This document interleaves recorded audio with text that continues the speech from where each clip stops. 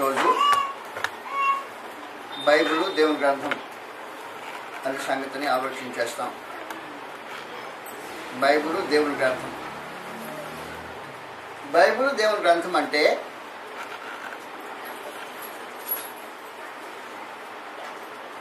బైబిల్లో రాయబడిన ప్రతి మాట దేవుని మాట అని అర్థం కాదు. మీకు మధ్యలో ప్రశ్నలు రావచ్చు, ఆయన ఆలోచించేయండి. బైబిల్ దేవుని గ్రంథం అంటే బైబిల్లో రాసిన ప్రతి మాట దేవుని మాట అని అర్థం కాదు.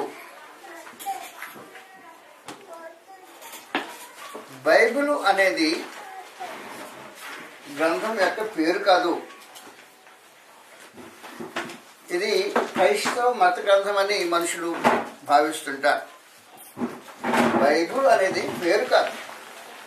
అంటే రామాయణం అనేది పేరు, మహాభారతం అనేది పేరు, ఒక మత సంబంధమైన గ్రంథం పేరు. భగవద్గీత అనేది పేరు, ఖురాన్ అనేది పేరు. బైబిల్ అనేది పేరు కాదు. బైబిల్ అంటే గ్రంథము అని అర్థం. ఇంతవరకే బైబిల్ అంటే గ్రంథం అని అర్థం. బిబ్లియోస్ అనే గ్రీక్ పదం నుండి బైబిల్ అనే పదం తర్జుమా చేయబడింది. బైబిల్ అంటే గ్రంథము అని అర్థం, అంతేగాని మత గ్రంథం అని అర్థం కాదు. క్రైస్తవ మత గ్రంథం అని దాని పేరు కాదు. బైబిల్ అనేది మత గ్రంథం యొక్క పేరు కాదు. మొదటి సంగతి నేను మీకు తెలియజేసింది ఏమంటే, బైబిల్లో రాయబడిన ప్రతి మాట దేవుని మాట అయిన కారణాన బైబిల్ దేవుని గ్రంథం అనబడలేదు. ప్రశ్నలు రావచ్చు, తర్వాత మాట్లాడతాను మీకు. బైబిల్లో రాసిన ప్రతి మాట దేవుని మాట కాదు. బైబిల్లో రాసిన ప్రతి మాట దేవుని మాట అయిన కారణాన బైబిల్ దేవుని గ్రంథం అనబడలేదు. బైబిల్లో దేవుని మాటలు ఉన్నాయి. దేవుని మాటలు మాత్రమే కాకుండా బైబిల్లో సాతాను పలికిన మాటలు కూడా రికార్డ్ చేయబడి ఉన్నాయి. బైబిల్లో దేవుని జ్ఞానము దాఖలు చేయబడి ఉంది. బైబిల్లో మనిషి జ్ఞానం కూడా దాఖలు చేయబడి ఉంది. బైబిల్లో ప్రవక్తలకు మాటలు ఉన్నాయి. బైబిల్లో పాపులు పలికిన మాటలు కూడా ఉన్నాయి. ఇలాగూ బైబిల్ అనేది దేవుని గ్రంథం అంటానికి కారణాలు ఏంటి?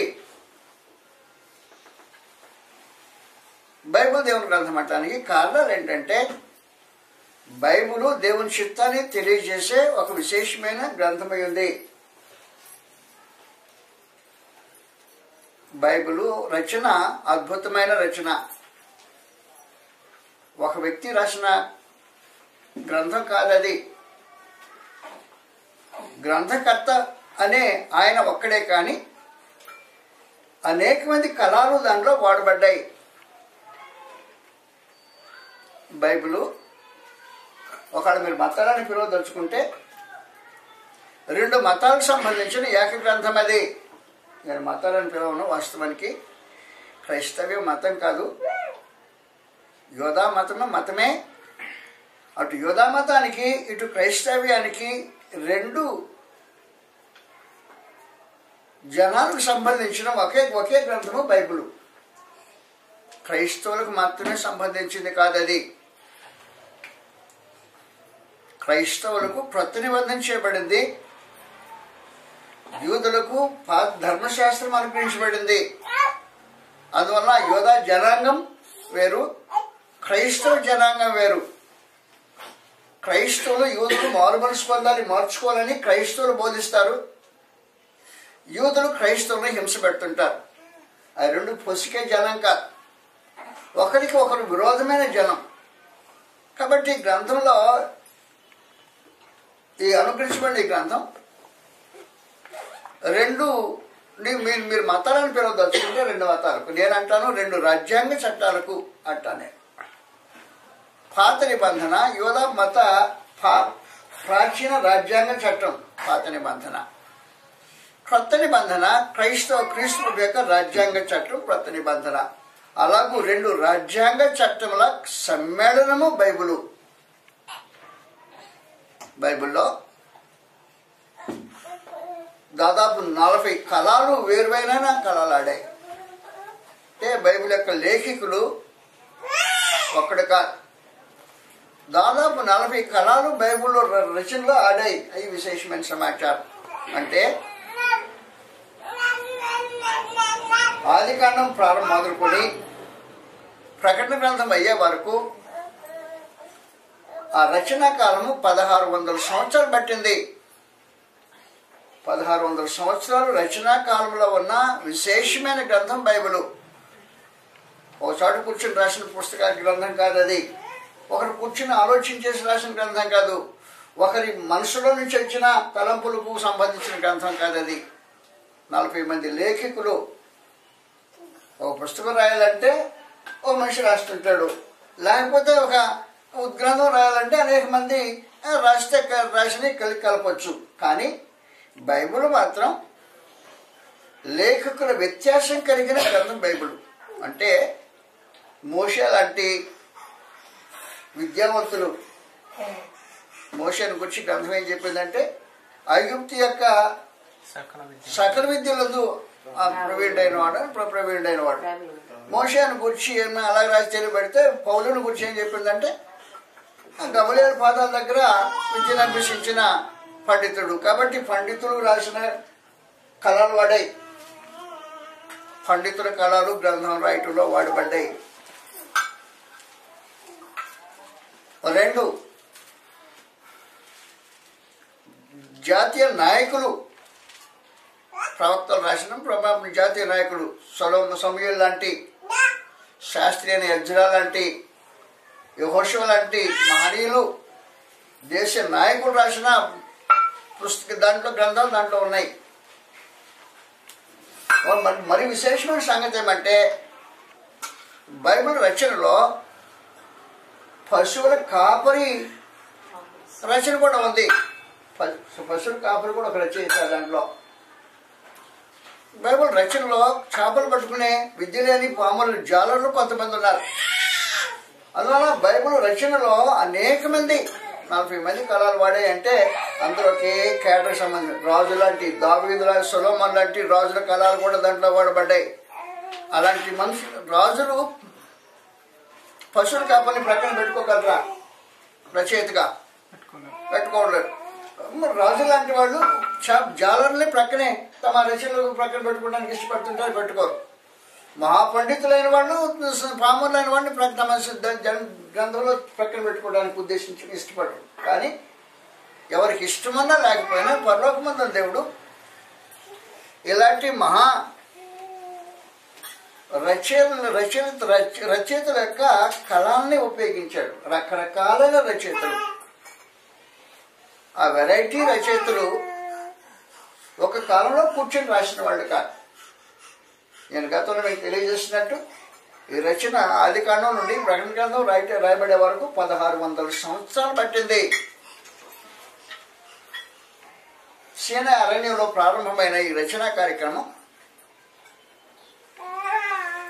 రోమా సామ్రాజ్యం యొక్క మధ్య స్థితికి వచ్చే వరకు కార్యక్రమం కొనసాగింది. కాబట్టి గ్రంథము రచనలో అనేక దేశాలను చూచింది, అనేక నాగరికతను చూచింది, అనేక రాజుల యొక్క అధికారాలను చూచింది. ఇలాంటి విశేషమైన గ్రంథం బైబిల్. అయినా దాంట్లో ఉండే ప్రత్యేకత ఏమంటే ఎంతమంది కలిసి ఏ ఒక్కరు కూడా మేము బైబిల్ రాస్తున్నామనే జ్ఞానం కలిగిన వాడు ఎవడు రాయలా. అంటే తన పుస్తకం బైబిల్గా చదవబడుతుందనే ఆలోచన, గ్రహింపు ఎవరికి వాస్తవానికి లేదు. కాబట్టి ఎవరికి అనుగ్రహించబడిన పోర్షన్ వాళ్ళు ముగించి వెళ్ళిపోయారు.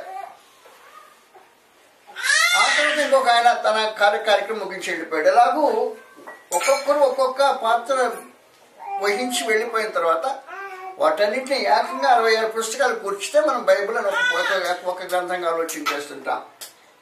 ఇది విశేషమైన గ్రంథం బైబిల్. బైబిలు దేవుని గ్రంథం అంటానికి వారి రచయితల యొక్క కలయిక, రచన కాలం యొక్క పరిమితి ఆధారంగా ఉన్నాయి. బైబిల్ దేవుని గ్రంథం అంటానికి విశేషించి బైబిల్లో ప్రవచనాలు ఉన్నాయి. ప్రవచనాలు అంటే టూకీగా మాట్లాడిన సమాచారాలు కావవి. కర్మల దేవుడు ఒక విషయాన్ని గురించి ప్రత్యేకించి తెలియజేస్తే అదేదో టూకీగా చెప్పిన సమాచారం కాకుండా ఖండితంగా ఖచ్చితంగా మాట్లాడుతుంటారు ప్రత్యేకించి. అలాగూ దేశాలను గురించిన ప్రవచనాలు ఉన్నాయి, సామ్రాజ్యాల గురించిన ప్రవచనాలు ఉన్నాయి, రాజులు పుట్టుక చావు గురించిన ప్రవచనాలు ఉన్నాయి. ప్రత్యేకించి ప్రభాని యేసుక్రీస్తుని గురించిన ప్రవచనాలు దాదాపు 300 పైగా ప్రవచనాలు ఉన్నాయి. ప్రభాని యేసుక్రీస్తుని గురించిన ప్రవచనం నెరవేర్పనే విశేషమైన గ్రంథము బైబిల్. ప్రవచనం అంటే దేవుని ఆత్మ ద్వారా ప్రేరేపించబడి మాట్లాడిన సందేశం.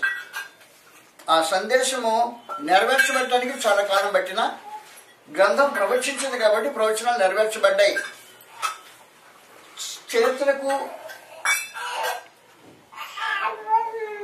విజ్ఞాన శాస్త్రానికి, జీవిత అనుభవానికి వ్యతిరేకంగా ప్రవచనాలు జరిగాయి.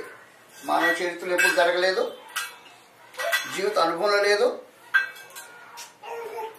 సైన్స్కు విరుద్ధంగా చేయబడిన ప్రవచనాలు వరకు, ఉదాహరణకి ఇదిగో కన్యక గర్భవతి కుమారుని కనుడనే ప్రవచనం ఉంది. చరిత్రలో అంతకుముందు ఎప్పుడు కన్యక గర్భవతి కాల, ఎవరి అనుభవంలో లేదు వాస్తవానికి. అది విజ్ఞాన శాస్త్రం దాన్ని అంగీకరించదు. కాబట్టి విజ్ఞాన శాస్త్రానికి, జీవిత అనుభవానికి, చరిత్రకు విరోధంగా మాట్లాడిన ప్రవచనాలు గ్రంథంలో నెరవేర్చబడ్డాయి. అలాంటి విశేషమైన గ్రంథం బైబిల్. దేవుని గ్రంథం అంటానికి దాంట్లో ఉన్న ప్రవచనాలు నెరవేర్పులే చాలా వింతైన కార్యక్రమాలు జరిగిస్తుంటాయి. ప్రభువుని యేసుని గురించి చిన్నగా చెప్పాల్సిన అవసరం ఉండదు. ప్రభువుని యేసుని గురించిన ప్రవచనాలు,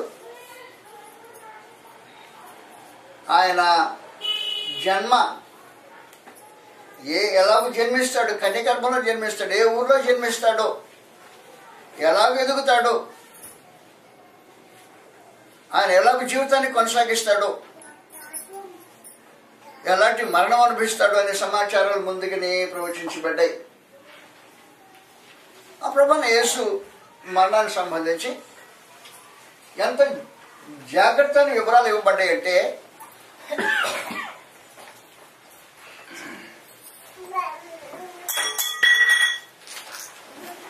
ప్రభువైన యేసు యొక్క శిలువ మరణం అది ప్రవచింపబడిన కార్యక్రమం.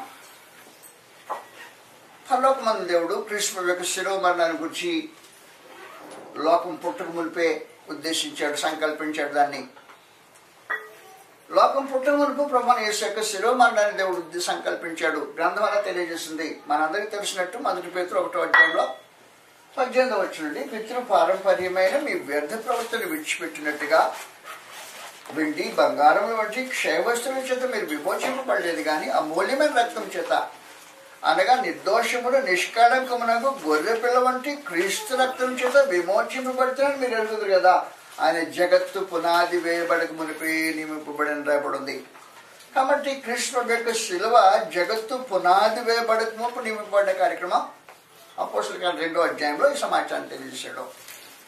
అపోస్తలుల కార్యం 2వ అధ్యాయం 22వ వచనం నుండి,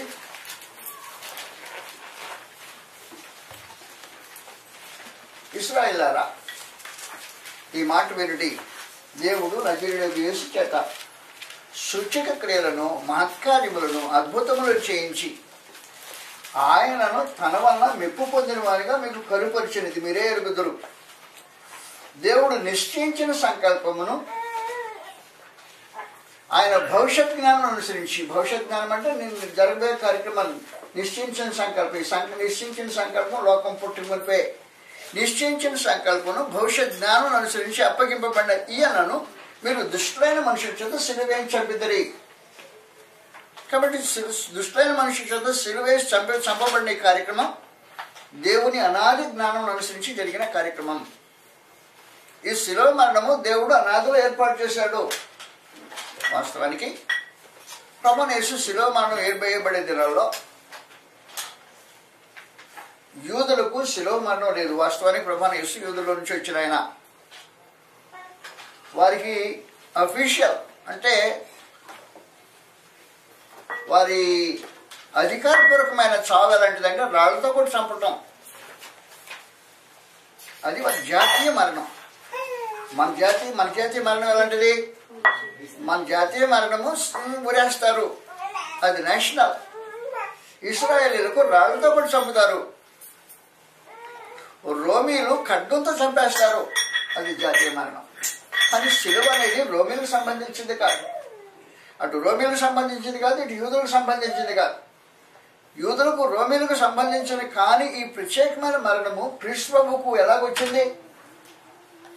దేవుడి అనాది ఆలోచన అనుసరించి జరిగిన కార్యక్రమం. పరిస్థితులు పరమదేవుడు అలాగూ కల్పించి అద్భుతంగా కార్యం నెరవేర్చడం జరిగింది. కనుక క్రీస్తు ప్రభు శిలువ మరణం అనే ఒక విశేషమైన కార్యక్రమం అటు రోమీలకు సంబంధించని ఇటు యూదులకు సంబంధించిన ఒక విషయం, ఒక మరణం. వాస్తవంగా గ్రీకు సామ్రాజ్యాధిపతి అయిన అలెగ్జాండర్, అలెగ్జాండర్ ఆయన తూరు మీద దండయాత్ర చేశాడు. తూరు మీద దండయాత్ర చేస్తే వాస్తవానికి అలెగ్జాండరు తన సింహాసనం నుంచి బయలుదేరి ఏ రాజ్యం మీదకి వస్తాడో ఆ రాజ్య సంబంధమైన రాజులు ఆయనకి మామూలుగా దాసోహం చేసే కార్యక్రమం జరుగుతుండేది. కానీ తూరు రాజులు ప్రతిఘటించారు. ఘోరమైన భయంకరంగా యుద్ధం జరిగిపోయింది. యుద్ధం అయిపోయిన తర్వాత 2000 మందికి తూరులో అలెగ్జాండర్ సిలువ వేయించాడు. సిలువ వేయించడం అనే మరణము కార్యక్రమం గ్రీకులకు సంబంధించింది, రోమీలకు సంబంధించింది కాదు. 2000 మందికి సిలువ వేయించాడు. తన దండయాత్రని ప్రతిఘటించిన తూరు దేశం మీద ఆయన కోపగించుకుని చేసిన విశేషమైన కార్యక్రమం. ఇలాగూ శిలువ మరణం అనేది క్రీస్తు ప్రభువుకు చేయటం అనే ఈ కార్యక్రమం దేవుని అనాది సంకల్పం అనుసరించి జరిగిన కార్యక్రమం అయింది. అందువల్ల దేవుని గ్రంథం, బైబిల్ దేవుని గ్రంథం అనడానికి ఇలాంటి అనేకమైన కార్యక్రమాలు ఉన్నాయి. శిలువ మరణంలో విశేషంగా జరిగే పనులు ఏంటంటే కాళ్ళు విరగొట్టబడతాయి. కాళ్ళు ఎందుకు విరగొట్టబడతాయి అంటే ధర్మశాస్త్రం ప్రకారం శిలువ మీద ఉండేవాడు ఆ రాత్రంతా ఉండకూడదు. ద్వితీయోపదేశకాండంలో సమాచారం రాబడింది. ద్వితీయోపదేశకాండం 22వ అధ్యాయం శిలువ మీద జరగాల్సిన కార్యక్రమం. కాళ్ళు ఎరగొట్టవలసిన అవసరం ఏమైపడింది రంగా?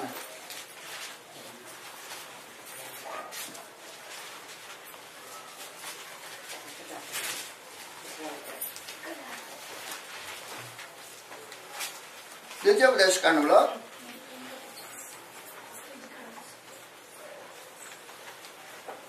22వ అధ్యాయం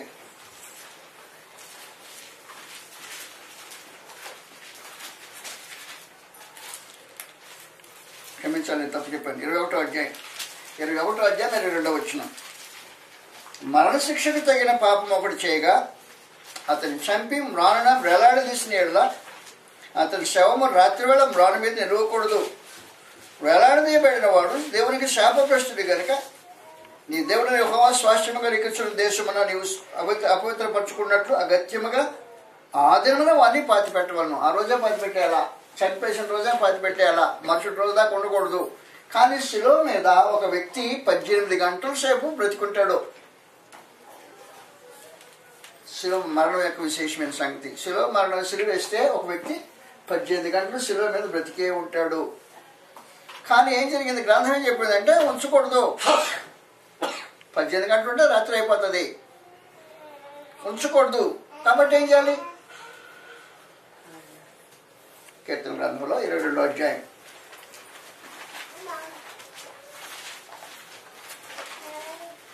ప్రభువైన యేసు శిలువ మరణము అద్భుతమైన నెరవేర్పు.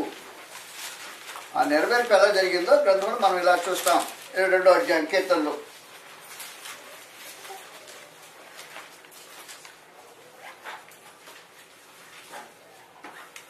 ప్రభువైన యేసు యొక్క శిలువ మరణపు రూపు చిత్రమే దీంట్లో కనిపిస్తుంది. 22వ అధ్యాయం 11వ వచనం చదువుతుంటాం. శ్రమ వచ్చినది, సహాయం చేయవాడు అవడం లేడు. నాకు దూరంగా ఉండకము. వృషభములు అనేకములు నన్ను చుట్టుకొనినవి, భాషాను దేశము బలమైన వృషములు నన్ను ఆవరించినవి. చీల్చును గర్జించుతుండు సింహం వలె వారు నోళ్లు తెరుచుతున్నారు. నేను నీళ్ల వలె పారిపోయబడి ఉన్నాను. నా ఎముకలని స్థానం తప్పినవి. నా హృదయం నా అంతరంగమందు మైనం వలె కరిగింది. నా బలము ఎండిపోయి చిల్లపెంకుపోయాను. నా నాలుక నా దవడను అంటుకొని ఉన్నది. నీవు నన్ను ప్రేతల భూమిలో పడవేసి ఉన్నావు. కుక్కలు నన్ను చుట్టుకొని ఉన్నవి. దుర్మార్గుల గుంపులు నన్ను ఆవరించి ఉన్నారు. వారు నా చేతులను నా పాదములు పొడిచున్నారు. క్రీస్తులో మరణాన్ని గురించి నా ఎముకలన్నీ నేను లెక్కింపగలను. వారు నిదానించుచు నన్ను తేల్చుచున్నారు. నా వస్త్రములను వారు పంచుకుంటున్నారు. నా అంగీ కొరకు చీట్లు వేస్తున్నారు. యెహోవా దూరంగా ఉండకము. ఒకరి సమాచారం ప్రభువైన యేసు శిలువలో అనుభవించిన ఒక మహత్తరమైన అనుభవం, శిలువ సందర్భం ప్రాంతంలో జరిగిన విశేషమైన కార్యక్రమం. ప్రభువైన యేసు యొక్క వస్త్రాలు పంచుకోవటం అనే కార్యక్రమం ప్రవచించబడింది. టూకీకి చెప్పిన సమాచారం కాదు. ఉన్నారు 4 శిలువ వేయటానికి ప్రత్యేకమైన సైనికులు. ప్రభువైన యేసు వస్త్రాన్ని ధరించిన వస్త్రాలు తీసుకొచ్చి గుట్టబడినాయి. వారు ఏం చేశారంటే ఎవరికి ఎవరు రావాలో పంచుకున్నారంట. పంచుకున్న తర్వాత ఒక వస్త్రం మాత్రమే పైనుంచి కిందకి కుట్టు సీమింగ్ లేకుండా ఉన్న ఒక విశేషమైన వస్త్రం ఎవరికి రావాలని ఆలోచించి చింపుకుందామా, చింపకూడదు, మరి ఏం చేద్దాము, చీట్లేద్దాం అనుకున్నారు. అది కూడా ప్రవచించబడి విశేషించి మాట్లాడు. కాబట్టి ప్రభు యొక్క శిలువ మరణము ఎంత నీట్గా ప్రవచించబడింది అంటే చెప్పడానికి వీలైనంత కరెక్ట్గా జరిగాయి. బైబిల్ దేవుని గ్రంథం అనడానికి క్రీస్తు శిలువ మరణం ఒకటి చాలు రుజువు చేయటానికి. ప్రభువైన యేసు శిలువ వేయబడిన రోజున ఇరుపై ప్రక్కల దొంగలు ఉన్నారు. వారు శిలువ వేయబడ్డారు. ప్రభు దగ్గరకు వచ్చారు, దగ్గర చూశారు. ఆయన చనిపోయాడని అప్పుడే గమనించారు. అప్పుడే చనిపోయాడా? ఆశ్చర్యమైంది పిలాతుకు. కానీ ఇరుప్రక్కల ఉండే వారి ఎముకల్ని ఎరగొట్టేశారు. అలాంటి విశేషమైన సంగతి క్రిస్మస్ శిలువలో జరిగిన కార్యక్రమం బైబిల్ దేవుని గ్రంథం రుజువు చేయడానికి సరిపోయిన ప్రవచనం నెరవేర్పులై ఉన్నాయి. ఆయన వస్త్రాలు పంచుకున్నారు, అంగీ కోసం చీట్లేశారనే కార్యక్రమం. ఆయన ఎముకలు ఏది విరగొట్టబడలేదు. ఎముకలు విరగొట్టబడకుండా ఉండటం అనేది శిలువ మరణానికి సంబంధించింది కాదు. శిలువ మరణం అయితే ఏం చేస్తుంటారు? 18 గంటలు బ్రతికే మనుషులు కాబట్టి కాళ్ళు ఎరగొడితే వాస్తవంగా ఏం జరుగుద్దంటే శిలువ మీద వేలాడే మనిషి కాళ్ళ మీద ఉండే పూనికతో పైకి లేచి గాలి పీల్చుకుంటాడు, మన కాళ్ళకి దించుతాడు. విశ్వాస నిశ్వాసాలు జరుగుతుంటాయి. బ్రీతింగ్ ప్రాసెస్ జరుగుతుంటుంది అన్నమాట. ఈ బ్రీతింగ్ ప్రాసెస్ జరుగుతుంది. కాళ్ళు ఉంటే ఎక్కి దిగడానికి అవకాశం ఉంటుంది, కాళ్ళు ఎరగొడితే ఎక్కి దిగడానికి అవకాశం ఉండదు. అందువల్ల కాళ్ళు ఎరగొట్టే కార్యక్రమం ఉంటుంది శిలువకు. కానీ ప్రభువైన యేసు విషయంలో కాళ్ళు విరగొట్టబడకుండా కార్యక్రమం జరిగిందంటే పరమందున దేవుడు తన గ్రంథాన్ని ఎంత నీట్గా మనుషులకు అప్పగించడానికి ఉద్దేశించాడు తేటగా గ్రహించవచ్చు. అందువల్ల బైబిల్ దేవుని గ్రంథము అంటానికి అనేకమైన రుజువులు ఉన్నాయి. ఈ రుజువులతో నేను కాలం గడపడానికి ఉద్దేశించడా. బైబిల్ సైన్స్ గురించి మాట్లాడితే కరెక్ట్ అయి ఉంటుంది. బైబిల్ అబద్ధపు సైన్స్తో అంగీకరించదు. 1 తిమోతి సైన్స్ అని అబద్ధంగా చెప్పే దాంతో బైబిల్ అంగీకరించదు. 1 తిమోతి 6వ అధ్యాయం చివరి వచనాల్లో సమాచారం రాబడి ఉంది. విజ్ఞానం అని అబద్ధంగా చెప్పే విపరీతవాదం గురించి మాట్లాడాడు. 20 వచ్చింది. తిమోతి నీకు అప్పగింపబడిన దాన్ని కాపాడి అపవిత్రమైన ఒట్టి మాటలకును జ్ఞానమని అబద్ధంగా చెప్పబడిన విపరీత అపవాదములకును, ఇంగ్లీష్ అన్నాడు science which is falsely so called. Science which is falsely so called అంటే సైన్స్ అని అబద్ధంగా చెప్పబడే దానికి విపరీతవాదాలకు దూరంగా ఉండు. అది అబద్ధంగా చెప్పిన సైన్స్ కాదు, అది సైన్స్ అని అబద్ధంగా చెప్పిన విపరీతవాదాలు అన్నాడు. కాబట్టి సైన్స్ అని చెప్పే విపరీతవాదాలు బైబిల్ అంగీకరించదు. బైబిల్ సైన్స్ని అంగీకరిస్తుంది, సైన్స్ అని చెప్పి విపరీతవాదాన్ని అంగీకరించదు. అందువల్ల నేను డీటెయిల్స్కి వెళ్ళబోట్లకి మీదట. ఎందుకంటే అదిగో అటు సూర్యుడు ఎట్టున్నాడు, భూమి ఎట్టుంది, చంద్రుడు ఎట్టున్నాడు, వగైరా సంగతులు మాట్లాడే సమాచారం కాదు. బైబిల్ దేవుని గ్రంథం అనడానికి ఇవన్నీ అవసరం ఉండదు. బైబిల్ దేవుని గ్రంథం అనటానికి లేఖికుల యొక్క సమ్మేళనం, వ్రాయబడిన కాలం, దాంట్లో ఉండే ప్రవచనాలు నెరవేర్పులు సరిపోయినంత రుజువై ఉంటుంది. అయితే ఒక వాస్తవమైన సంగతి ఏంటంటే 40 మంది రచయితలు, లేఖికులు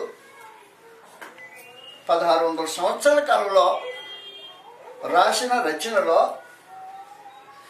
ఎక్కడ కూడా ఒక అసంబద్ధం కనపడదు. అసంబద్ధం అంటే కాంట్రడిక్షన్ కనపడదు. మీరు వినే ఉంటారు, బైబిల్ బండారం అనే ఒక రచన నేను చిన్నప్పుడు వచ్చింది. దానిలో ఆ పుస్తకాన్ని 2 భాగాలు చేశాడు రచయిత.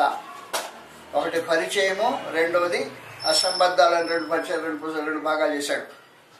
రెండో భాగంలో అసంబద్ధాలు అంటే కాంట్రడిక్షన్స్ అన్నమాట. ఈ లేఖనం ఆ లేఖనాన్ని ఖండిస్తుంది, ఈ లేఖనం ఆ లేఖనాన్ని ఖండిస్తుంది అని 100 చూపించాడు ఆ మనిషి. అక్కడ పుస్తకం దగ్గర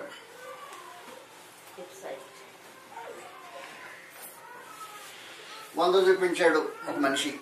బైబిల్ బండారం అనే పుస్తకంలో 100 కాంట్రడిక్షన్ చూపించిన ఒక హేతువాది ఉన్నాడు. మన దేశం ఇక్కడ హైకోర్టుకు వచ్చింది పుస్తకం. హైకోర్టులో బ్యాన్ చేసేసారు.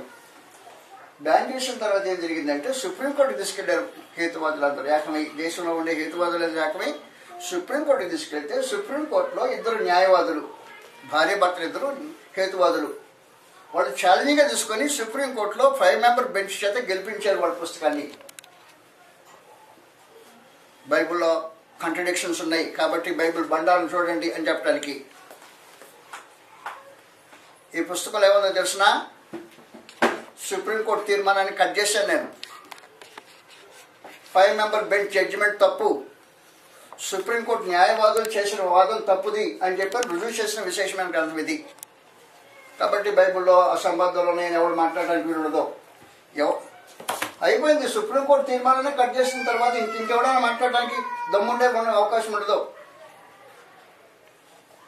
ఇది ఊరికి నేను నోటి మాటలు ఛాలెంజ్ కాదు, బ్లాక్ అండ్ వైట్. నేను సవాల్ అంటాం కాదు, ఇది నేను సవాల్ అంటలేదు. బ్లాక్ అండ్ వైట్లో రద్దు చేసేసాను దాన్ని. అందువల్ల బైబిల్లో అసంబద్ధాలు ఉన్నాయి, ఎవరు మాట్లాడడానికి వీలుండదు. బైబిల్ అసంబద్ధాలు లేవు. 1600 సంవత్సరాలుగా 40 మంది రాసిన రచనలో అసంబద్ధాలే లేకపోతే ఆ గ్రంథం బైబిల్ దేవుని గ్రంథమై ఉండాలి, సరిపోయినంత రుజువది. అసంబద్ధాలు లేని గ్రంథము బైబిల్. అందువల్ల బైబిల్ దేవుని గ్రంథం. బైబిల్ దేవుని గ్రంథం అయితే దాంట్లో దేవుని మాటలే ఉండవు. బైబిల్ దేవుని గ్రంథమైనా సాతాను మాటలు ఉంటాయి, మానవ జ్ఞానం ఉంటుంది, దేవుని జ్ఞానం ఉంటుంది, దేవుని చిత్తం తెలియజేసే సమాచారం ఉంటుంది, మనుషులు స్వయంగా మాట్లాడిన మాటలు ఉంటాయి, తమ జ్ఞానాన్ని ఒలగబోసిన మాటలు ఉంటాయి, తన పాపులు మాట్లాడిన మాటలు ఉంటాయి, పశుప్రాయులే అపార్థం చేసుకుని మాట్లాడిన వాళ్ళు మాట్లాడుంటాయి దాంట్లో. అలాంటప్పుడు ఏం చేయాలంటే దేవుని గ్రంథాన్ని, సత్యవాక్యాన్ని సరిగా విభజించాలి అని చెప్పేది గ్రంథం తెలియజేస్తుంది. బైబిల్ చదవటం కాదు, సత్యవాక్యాన్ని సరిగా విభజించడం వల్ల ఒక విశేషమైన కార్యక్రమం జరగాలి. లోకంలో చాలా తక్కువైంది ఈ రోజున. నోటుకొచ్చిన మాటలు మాట్లాడుతున్నాడు. ఇది బైబిల్ అంటున్నాడు. కాదు, వాస్తవం కాదు అది. నోటుకొచ్చినవాడు నోటుకొచ్చినట్టు మాట్లాడటానికి గ్రంథం ఉండడం లేదు. ఇది రాజ్యాంగ చట్టం. రాజ్యాంగ చట్టం మాట్లాడటానికి రాజ్యాంగ చట్టం ఎరిగినవాడే మాట్లాడగలిగినవాడు అంటాడు. మన దేశ సంబంధం రాజ్యాంగ చట్టాన్ని వివరించడానికి కోర్టులో ప్రత్యేకమైన చదివి ఉండాలి. అలాగున 2 రాజ్యాంగ చట్టాలతో సంబంధించిన ఈ బైబిల్ని వివరించడానికంటే ఎవడంటాడు తీసుకుని బైబిల్ తీసి చదివేసి మాట్లాడటం కాదు అది. పరలోకమందుడు ఏం తెలియజేశాడంటే జాగ్రత్త గుర్తుపెట్టుకోండి. గ్రంథంలో ఇలా మాట రాయబడిన చదువుతామ గ్రంథంలోంచి ద్వితీయోపదేశకాండం పాత నిబంధనలో 4వ అధ్యాయం 2వ వచనం సమాచారం రాయబడింది. ద్వితీయోపదేశకాండం 4వ అధ్యాయం 2వ వచనం ఏమన్నాడంటే, దేవుడు ఇచ్చిన మాటలతో ఏం కలపొద్దు అని చెప్పేసి ప్రత్యేకించి దేవుని మాటలకు కలపకుండా ఉండటం అనేది చాలా అవసరమైన సమాచారం. ద్వితీయోపదేశకాండం 4వ అధ్యాయం 2వ వచనం సమాచారం రాయబడింది. ఏముంది? నీ దేవుడన మీ దేవుడు యెహోవా ఇచ్చిన ఆజ్ఞలు మీకు ఆజ్ఞాపించుతున్నాను, వాటిని గైకొంటి యందు నేను మీకు ఆజ్ఞాపించిన వాటితో దేని కలపకూడదు, దాని నుండి దేని తీసివేయకూడదు. కలపకూడదు, తీసివేయకూడదు. మనుషులు ఎవడు కలపకూడదు, తీసివేయకూడదు. దేవుడు కలపవచ్చు, ఆయన తీసేయచ్చు, ఆయన ఇష్టం. అది ఆయన గ్రంథం, దేవుని గ్రంథం కాబట్టి దేవుడు కలిపితే కలపచ్చు, తీసేస్తే తీసేయచ్చు. కాబట్టి ఇశ్రాయేలుకి ఇచ్చిన ఈ ధర్మశాస్త్రంలో ఆ నుంచి వారికి ఇచ్చిన ఆజ్ఞలు దేని కలపొద్దు, ఏమి తీసేయొద్దు అని చెప్పేసి ప్రత్యేకించి. కానీ పరలోకమంతుడు ఏం చేశాడంటే, ఒక్కొక్కసారి 12వ అధ్యాయం దేశోపదేశకాండం 12వ అధ్యాయం 32వ వచనం సమాచారం రాబడింది. దేవుని గ్రంథం బైబిల్ని అర్థం చేసుకోవడం చాలా ప్రాముఖ్యంగా అవసరం. బైబిల్ గ్రంథం తెరిచి మన 4 మాటలు చదివి నోటికి వచ్చిన వ్యాఖ్యానం చేయటం శాపగ్రస్తమైంది. అది శాపగ్రస్తమైన సమాచారం. 12వ అధ్యాయం 32వ వచనంలో సమాచారం రాబడింది. నేను మీకు ఆజ్ఞాపించున్న ప్రతి మాటను అనుసరించి చేయవలను, దానిలో నువ్వు ఏమీ కలపకూడదు, దాంట్లో నుండి నీవేమీ తీసివేయకూడదు. జాగ్రత్త గుర్తుపెట్టుకోండి. అది ఇశ్రాయేలుకు దేవుడు ఇచ్చిన ధర్మశాస్త్రం. అన్ని జనులకు సంబంధం లేదు. ఆ సంగతి నీకు తెలియాల్సిన అవసరం ఉంది. ధర్మశాస్త్రం అన్ని జనులకు ఇవ్వలేదు. అది ఇశ్రాయేలుకు మాత్రమే ఇవ్వబడిన రాజ్యాంగ చట్టం. ఈ రాజ్యాంగ చట్టంలో వారు ప్రతిదానం చేయాలి. కాబట్టి సబ్బాతు దినం అనేది ఆ రాజ్యాంగ చట్టానికి సంబంధించిన కార్యక్రమం. ఏం కలపొద్దు, తీసివేద్దు అన్నప్పుడు మరి ఏం చేయాలన్నమాట, సబ్బాత్ దినాన్ని వారు ఆచరించాలి. అది మనకు సంబంధించిన కార్యక్రమం కాదు. అందులో నువ్వు గ్రంథం చదివేటప్పుడు ఏం చేయాలంటే సత్య